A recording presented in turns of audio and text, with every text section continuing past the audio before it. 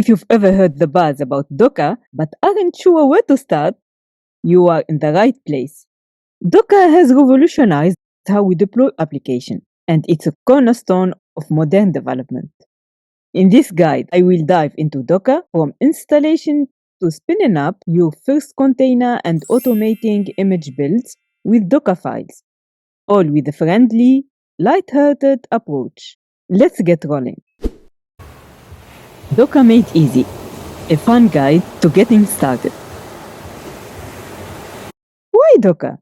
Imagine being able to package your application so it runs anywhere, on your laptop, on a server, or in the cloud. Without those pesky "it works on my machine" issues.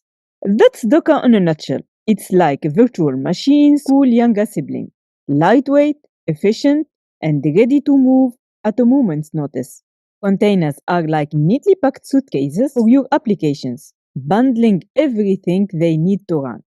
Docker makes working with these containers a breeze through its command line interface and APIs. Docker basics: images, containers, volumes, networking. Images are like the blueprint of a house. They define what goes into your application environment.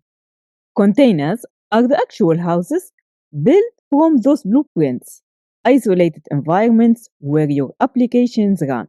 Volumes are like external hard drives for your containers.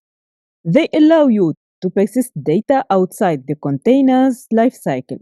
You need volumes because sometimes you want your data to stick around even after the container is gone. Networking. Docker networking allows containers to communicate with each other, the host, and the outside world. As types of networks, there are bridge, the default network.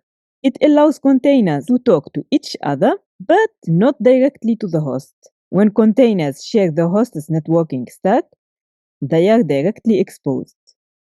Overlay. It allows containers connected to it to communicate securely. It's often used for swarm services. None or no network. This network type completely isolates a container from the host and other containers. It disables the container's network stack entirely. No IP address is assigned to the container, only the loopback address 127.0.0.1 is available. It's useful when running batch jobs or scripts that don't require network access, or isolating containers that should not interact with the network. The following command runs an Ubuntu container with the null network type. Docker run -it --network equal null Ubuntu 20.04/bin/bash. For most cases, the default bridge network works fine. And with port mapping, you allow access to the container's services. Setting sail with Docker. Before we start, you need to pick your Docker's companion. Docker Engine is the open source heart of Docker. It's ideal if you are on Linux and love the command line.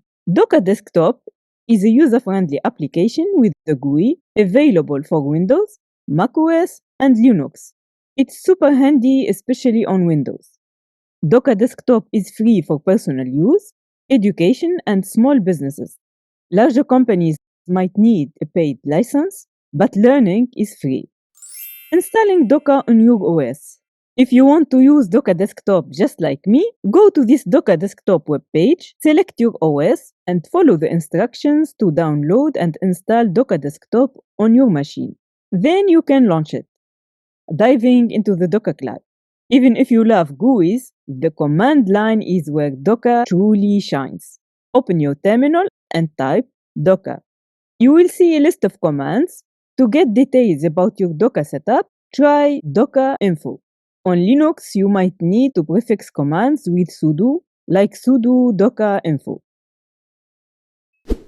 Playing with containers and images. Let's pull the latest Ubuntu image and jump into a shell. Docker run -it ubuntu/bin/bash. What just happened? Docker checked if you had the Ubuntu image. If not, it downloaded it. It started a new container from that image. You got dropped into a bash shell inside the container. Now you are inside the container. Anything you do here stays in the container. Try running ls. Managing containers. In another terminal window, since you are inside the container in the first one, run Docker ps to show running containers. Run Docker ps -a to show all containers, including the stopped ones.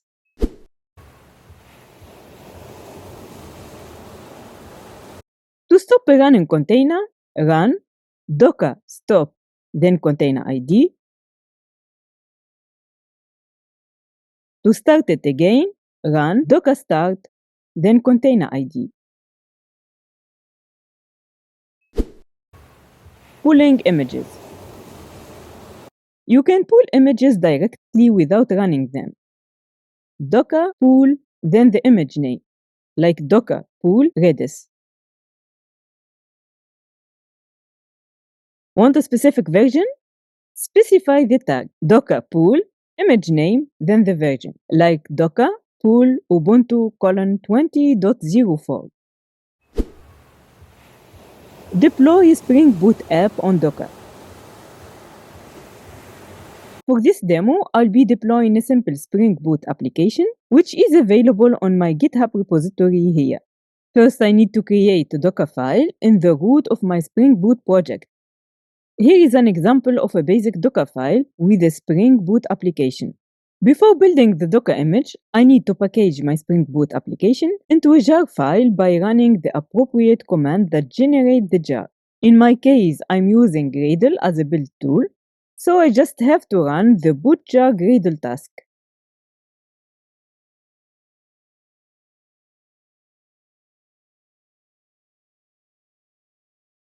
Then in the same directory as the Docker file, I need to run docker build -t spring -boot -app -latest dot.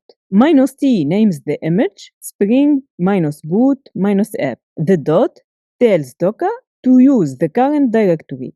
Verify the Docker image. Run the following command to see if the image has been built successfully.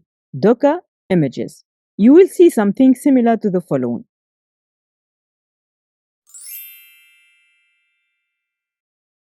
Run the Docker container. To run the container and deploy the app, I need to use the docker run command. Since I want to access the application via the browser, I need to map the container's port to my local machine's port. By default, the Spring Boot app runs on port 8080. Here is the command.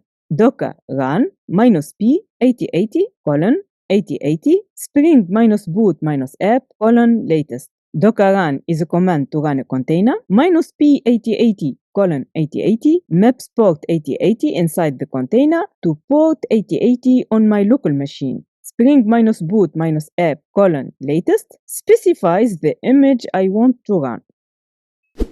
Access the app in the browser. Once the container is up and running, I can open my browser and navigate to http://localhost 8080.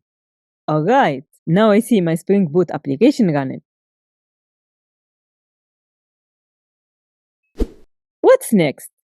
You have just dipped your toes into the Docker waters. Here is some ideas to keep swimming. Learn Docker Compose. Orchestrate multiple container applications. Expose volumes to persist data outside of containers. Dive into networking to connect multiple containers in complex networks. Try Docker Swarm or Kubernetes for container orchestration at scale. Found that helpful? Smash that like button like it's a bug in your code. Don't forget to subscribe for more tech insights. Got questions or topic you would love to unravel? Drop a comment below. Excited about diving deeper into the world of software architecture? This video is just the beginning. Check out my Udemy video course on software architecture. The link to the course is in the video description below. See you next time.